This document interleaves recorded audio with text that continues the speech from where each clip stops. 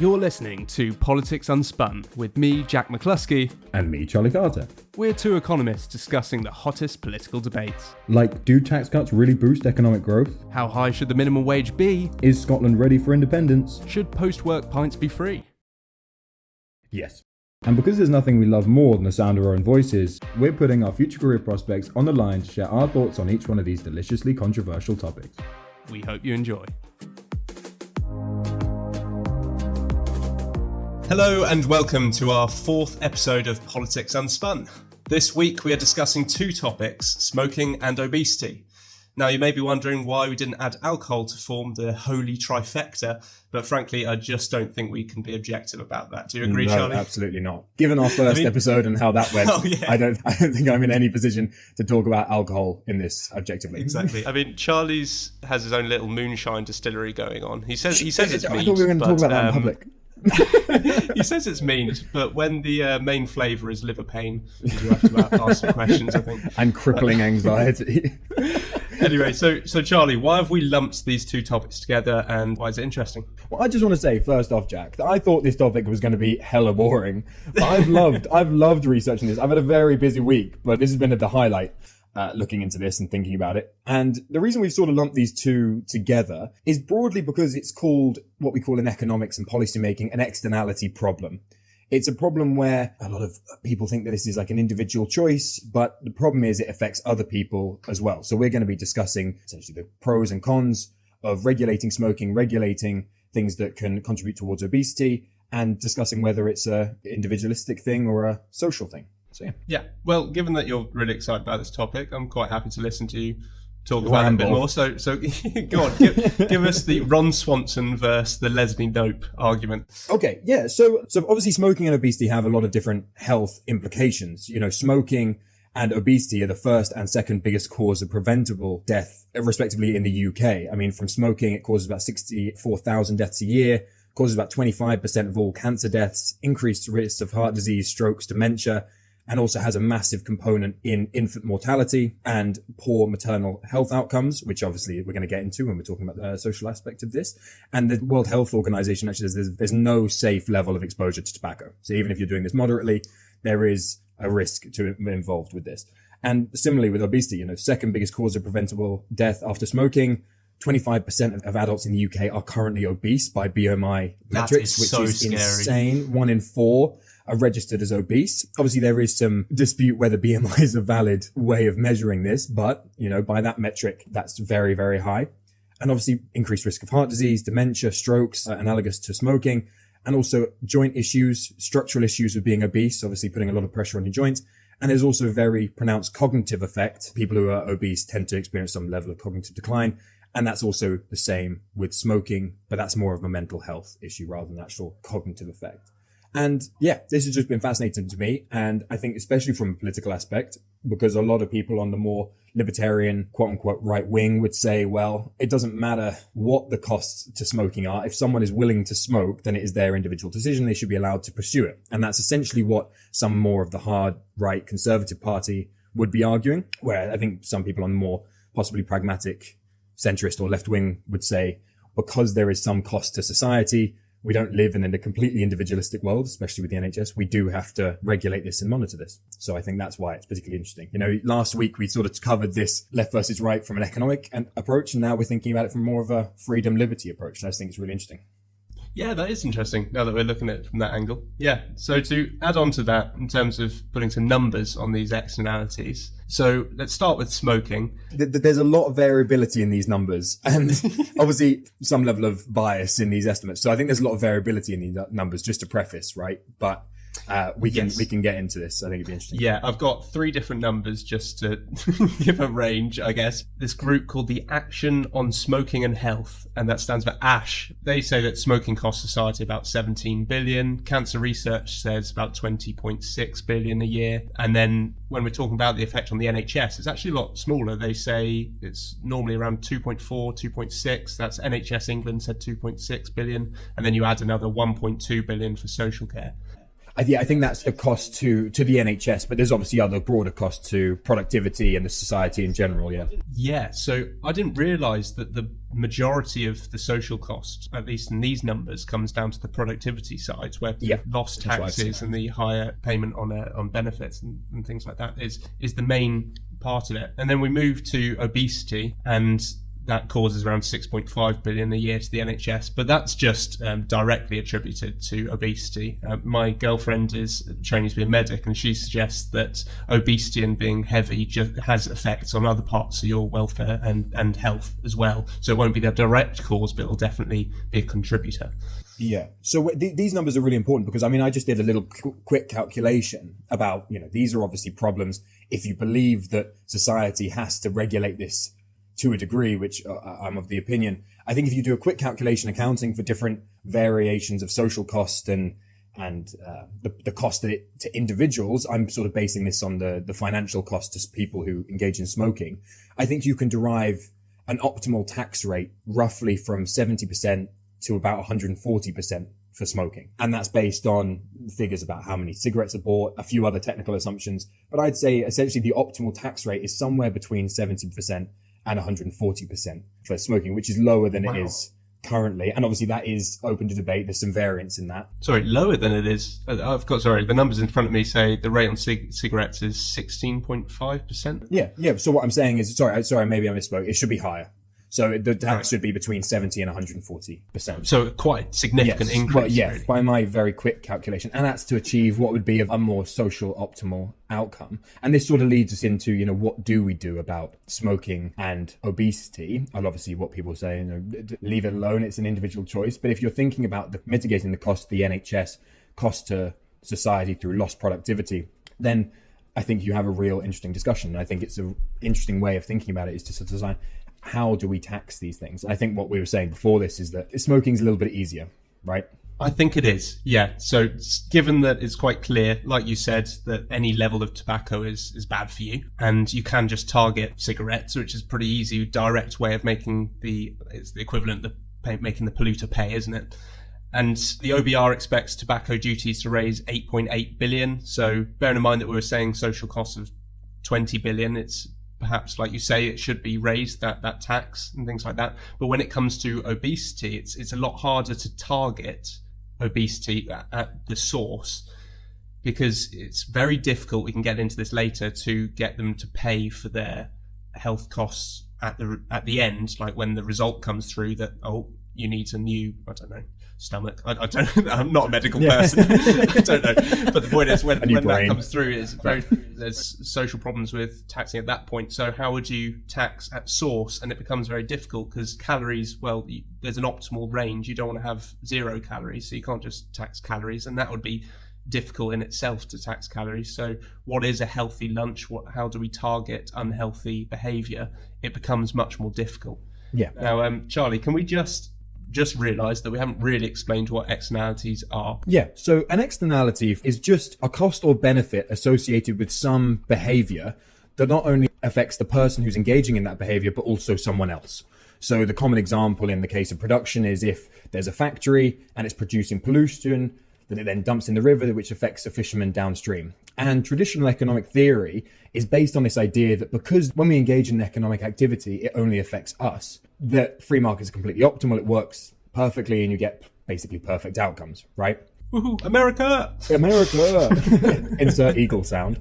But when you introduce externalities and things like imperfect information and bargaining power and all of these annoyances that complicate mathematical models, you get a situation where free markets quite often don't produce efficient outcomes. And this is one of those cases, the case of externalities, because when someone smokes, not only are they affecting their own chances of getting cancer or affecting their lung health or affecting their stroke likelihood, if they're having a child, it's likely that child will also be affected. If they are smoking in the vicinity of someone else, it's likely that other person will be affected. With the NHS, obviously, if people are smoking, then it affects all of us because we have to bear the brunt of that cost. And also, because of the tax system, if someone is lower in productivity because they're smoking, whether it's because they're taking more breaks or because they're not in good enough health and not as productive, not as sharp, then that also increases the tax burden, which then affects all of us. So because we live in, by nature, a communal society, we have to account for these costs. So there is an externality, and that's basically how economic theory ties into this. Beautifully said, Charlie. You can tell that he teaches at Bath University, everyone. I just blacked out. What did I say? You've said it so many times, it's just like a sleepwalk, isn't it? Over and over and over again, yeah. But yeah, and I think this is why it's particularly interesting, because it's a common rebuttal against the free market libertarian argument, which is, yeah, libertarianism is great if there's no one else in your world. If you're a hermit, it's fine, and do it, whatever. But because we do live in a society that has common infrastructure, we need to account for that. We need regulation to enforce it. Absolutely. So what sort of policies would you suggest? Yeah, well, this is where it gets difficult, isn't it? The reason I did the whole quick calculation for smoking is because it is a little bit simpler. Because there's less nuance, it's a singular activity. A tax is often quite a good way. You know, a lot of people will say, well, taxes aren't effective because people will smoke, because it's a habitual behavior, it's an addictive behavior. People are going to smoke whatever, and this is what's called inelastic demand in economics. And if you increase the price, it doesn't change people's desire to do it much. I think there's been a lot of expansion in anti-smoking policies throughout the world. I think the ones I came across, I don't know about you, Jack, but Portugal, Canada, Australia, France, and Mexico all want to raise what's called smoke-free generations. They want to have generations that aren't smoking. And not to go through all of them, but the main ways of doing this are restricting the sales of tobacco to tobacconists, not letting anyone sell tobacco, increasing smoke-free areas. Mostly in Mexico, it's getting really extreme. You can basically only smoke in your own home. In the UK, what we've done is we've got standardized packaging. So packaging is very plain and very boring. And there's minimum pack sizes, which I want to talk to you about, that you can sell a minimum of 20 cigarettes. And that's basically just to increase the price so that people can't have access to it. And these are all just designed to, essentially, they're psychological nudges to stop people smoking. So I think smoking is a little bit more of a simple one because it's a singular activity. But what about you? I like that you called the packaging boring when it's got all the pictures of people dying on the covers. Yes, yeah. Boring. Yeah, no, I think you've pointed out a nice part there about inelastic demand, the fact that taxation wouldn't necessarily reduce the demand that much. I do wonder how much it affects it on a generational perspective. So the people who are already addicted, yeah, fair enough, they'll probably keep taking it. But the people who haven't ever done it before, maybe the price would act as more of a barrier, which would be nice to future generations. I mean, there is an almost simpler rebuttal to which is if you have an inelastic demand, you just increase the tax by more, which would be my sort of solution. I think there was someone, I forget who it was, who said, I want to see the tax rate go so high that the tax revenue falls to zero, which goes back to our Laffer curve argument, doesn't it? So, yeah. No, I understand that. I mean, personally, I think the actual furthest you could push the libertarian argument now is to say that you just have the tax at the level that covers your hospital expenses and the impacts from your productivity. I think that's as libertarian as you can go before you become actually just irrational. Yeah. I think the other end, where the opposite to libertarian would be saying, let's just ban it completely. Yeah. That would be the other end of it. So I think this brings me up perfectly. I'm in favor of a complete ban, and I'm going to name drop. Who am I going to name drop, Jack? Don't do it. I'm going to do it. The IFS. Yeah, I said it. Got there first. No, so I was really interested in this libertarian. So let's say you really believe in this libertarian argument. You say, well, people are free to do their own thing. They're allowed to choose their own decisions and whatever. Society just has to put up with it because freedom is more important than overall efficiency, right? The IFS, a report from the IFS, although slightly tenuous, I will concede, raised a very interesting theoretical idea, which is about this idea of time inconsistent preferences. And time inconsistent preferences are essentially when either through habitual behavior or anything else, your preferences change over time. So let's say you're very young and you're smoking loads because you really value that smoking and that's the social aspect or whatever. You don't value health as much. As you get older, your preference towards health increases. So when you were young, you weren't making an optimal decision for your whole lifetime. So even theoretically, I don't think libertarian argument holds water here because people's preferences aren't constant over a lifetime. And using that theory and empirically, they say that imposing a ban, or at least taxing it, improves not just societal welfare, but also smoker welfare. So by having a ban, you're not only helping society, you're helping smokers inadvertently. And I mean, this is just backed up by 3/4 of smokers said they wouldn't have started again if they had a choice. And on On average, do you know how many times it takes to quit? Like, how many attempts it takes to quit? 30 times on average. So I think these bans are just, I'm all for the previous Conservative government's approach of trying to raise a smoke-free generation and trying to ban it personally. But what about our cigars, Charlie? We love a cigar. Yeah. Well, no, we're born after 2000 and... Oh, so as long as it doesn't apply to us, then it's fine, right? Yeah, no, of course not. If that... I see what you're doing here. Politics unspun. Objectivity. No, but I know, and this is going to get onto our discussion of alcohol, which is coming. I do think it's best for society. And yeah, it would suck with our yearly cigar. But I think it has to it does have to happen, unfortunately. But that hermit thing you were talking about at the beginning sounds a really good idea. We could just become hermits. So the other bit I want to bring up about the inelastic demand for tobacco and how the tax won't actually affect your use that much is the other side of it is the equality issue. So I know this is always a question that comes up in A-level exams, and it's basically the line of reasoning goes that it's normally poorer people who smoke, and if you're going to tax them a lot and it's not going to stop them from using it, then it's very regressive taxation on the poor. Yeah. What's your opinion on this? I saw you shaking your head. Yeah. Okay, so this is a very commonly cited argument, and I'm not 100% convinced on it, just because I understand if it's because a regressive tax that is basically on something you can't control. But because it's based on consumption patterns, I have less sympathy to this argument, just because the whole point of it is to adjust consumption patterns and change. And I think because it's an individual decision whether you buy them based on that tax or not, I don't think it's not like we're forcing them to buy them. So I do think it doesn't hold as much water as it would on an income tax or other type of argument personally. But is that one that you buy into? It's something I worry about. I think you've got to be aware of it. Obviously, it completely falls apart when you ban it completely. Yeah, you don't have the problem at all. So you wouldn't have the regressive side of it. The worry for me is that poorer families also are making a huge generalization, but it is backed up by stats that on average they have more children, and that means they've got more dependents. And if you are basically taxing them more, that is going to cut into their children's welfare as well. And I think that is a concern. So that, I guess, backs into your argument of banning it completely, right? That's often the way. No, so this also goes into back into that time inconsistent argument.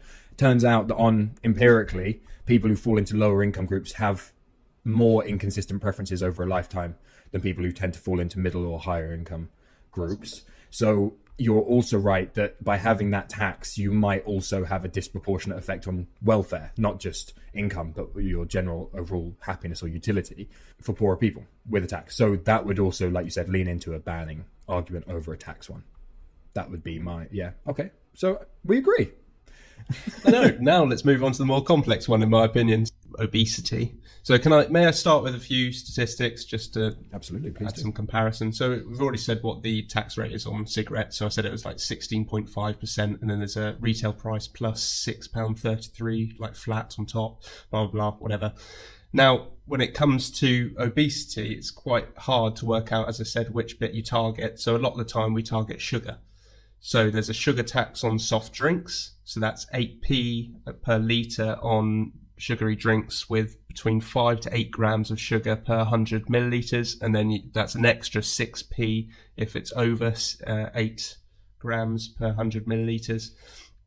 That's the only stats I can find of like a equivalent style tax. And that's the thing, it's so difficult to target because what is a healthy meal? What is an unhealthy meal? Can we just sit on that sugar tax? Because this is obviously one that comes up in economics exams and economic commentary all the time. And I think the effects on something that is relatively demand inelastic like sugar, it's interesting comparison, right?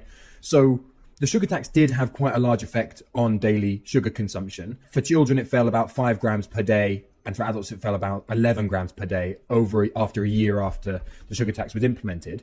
And it essentially halved children's consumption of sugar in 1 year. But the problem is that companies essentially have just replaced sugar with artificial sweeteners. So, yeah, exactly. Those pesky Americans, they are smart, unfortunately. But yeah, so essentially it hasn't had any real effect when we're not medical experts, but presumably these artificial sweeteners are also pretty bad compared to sugar. So you might say that the sugar tax really hasn't had much of an effect. Yeah. What do you think about the size of that tax? I mean, personally, I'm basing this on just looking at it, but it seems quite low. 18p per litre. It seems, I mean, a can of Coke is, 330 mil? Yeah, no, I would agree. It's quite low, but I think it's not just the size of the tax that's a problem here. I think it's also the fact it's just incredibly naive to think that sugar is the only problem with soft drinks. I think you need to also target things like artificial sugars, because it obviously has had quite an effect. But I think most of that effect has been because firms just substitute it with something almost equally as harmful. So I think if I was changing one thing about this policy, I'd just make it more exhaustive and include other things, including sugar. But I agree with you, it's very low. But it was introduced as a sort of experimental policy, wasn't it? So I imagine there's more to come on that, hopefully. Yeah, but like you said, it's a complex thing when you're thinking about what other things do you tax. Obviously, what I've seen a lot less of tax is more on advertising restrictions. So yes. Do you allow fast food firms to advertise? Do you allow McDonald's, KFC, these places, Burger King, to advertise? And that's a really interesting question. And I can't really think of any reasons not to, apart from the broader economic impact of possibly it has an effect on McDonald's willingness to invest in the UK. What do you think? No, I agree in cutting down the advertising. I think that's a big thing. Do I think it's going to be that effective? Frankly, no. Yeah, I but agree. You can see that they've had to resort to sort of lighter touch policies. So calorie labels, limiting the advertising. They've limited the placement of unhealthy food in shops. Yeah, so it's all this sort of nudge theory and little things like that. We've been reading. You've just said the exact things on my notes, Jack. We've been reading the same thing. Yeah. Yeah, but you can see that they've had to move to these sort of lighter touch approaches because it's so difficult to target actual, what is unhealthy food. I see that they've worked alongside companies to sort of reduce. It's not just sugar, but salt as well seems to be another one they target, but just to, in general, make it slightly more From more what healthy. I've seen as well, that I might be completely out of my depth here, but salt's an interesting one because there's a lot of contradictions in the literature about how harmful it is, right? And I think then there's something else is like with red meat. These things that, one minute you've got these influencer individuals going on carnivore diets. On the other hand, you've got people saying that it increases the risk of cancer, but then you've also got other scientists saying that's not true. So it's really difficult to decipher a lot of this. And it's something policymakers are going to have to wade through. I wanted to touch on how effective you think calorie labeling is, because the idea is that, like we said before, if people have the right information about things, they can make appropriate decisions better so you don't have a failure of the market in the same way. But I just don't think calorie labeling works, personally. You? I mean, it works the opposite way for me because I always, on purpose, to get highest value for money, I go for the biggest meal. Yeah. I'll always target the highest calories. I guess that's in first year, especially, I used to look at calorie per pound. Calories per pound, and it's. But also, like you said, there's so much variance in what a good calorie is. I feel like calories. I know it is the defining characteristic of obese people is that they eat more than they burn off. But I do think, if you're eating 500 calories of stir fry, it's not the same as eating 500 calories of fries from McDonald's, So right, exactly. I think you're exactly right about that. So there's the other side of that. Sorry, No. I have to say it, otherwise please. I'll get shouted at by someone who will remain nameless. But basically, there's a concern that calories on menus is a problem for people who have anorexia because it's a bit of a trigger thing, where anorexia is a little bit more of a mental illness than it is just it's an eating disorder where there's something psychological going on there. Yeah, and that raises other concerns, doesn't it, that are really difficult to combat. Can I just lead with one that I think is probably less complicated policy but works quite well? More advanced PE programs. Oh, I would love that. I think, and this is going to get back into what we both feel very passionate about, which is broad education. And I think PE programs, both in primary and higher education, need massive improvement. I don't know if you've ever seen that JFK physical exercise program No, I haven't. Advertisement in America. Probably uses some language we couldn't use now. But it essentially just advocated for much more rigorous physical education programs in schools. And I think embedding these principles and habits into people at a young age, especially if parents aren't doing it, that's the responsibility of the state. I really do believe that. And I think we need to invest in better educations for young people, physical educations for young people. And I think I'm so on board with that. that would be one that is quite difficult to dispute apart from a financial side, I guess. But I think that has to be imposed. I think you'd struggle to find someone who disagrees with that, other than, those I'm sure. people who would fake doctor's notes to get out spend of an hour netball on Twitter. People disagree with you about anything. No, but I agree on two sides of that. Number one, that it's not just looking at the food intake, but the exercise side of things. And I think there's a benefit to subsidising and paying for like sports and things like that, because it builds a sense of community and things like that, more likely to carry it on if you do it from a younger age. But also the side of it where you're talking about targeting the youth. And I think that's really important. And I do notice that the government have looked to that as well. So I think part of this free school meals, an element of it is to get the correct nutritional content in the meals that children are eating, not just the inequality side of it. Absolutely. And I wanted to touch a little bit on nudges. You mentioned it briefly. Could you explain just what a nudge is and how it relates to this obesity crisis? Oh God, I'm going to absolutely butcher this, Charlie. But this is a side of economics called behavioural economics, which is looking at how consumers aren't necessarily rational.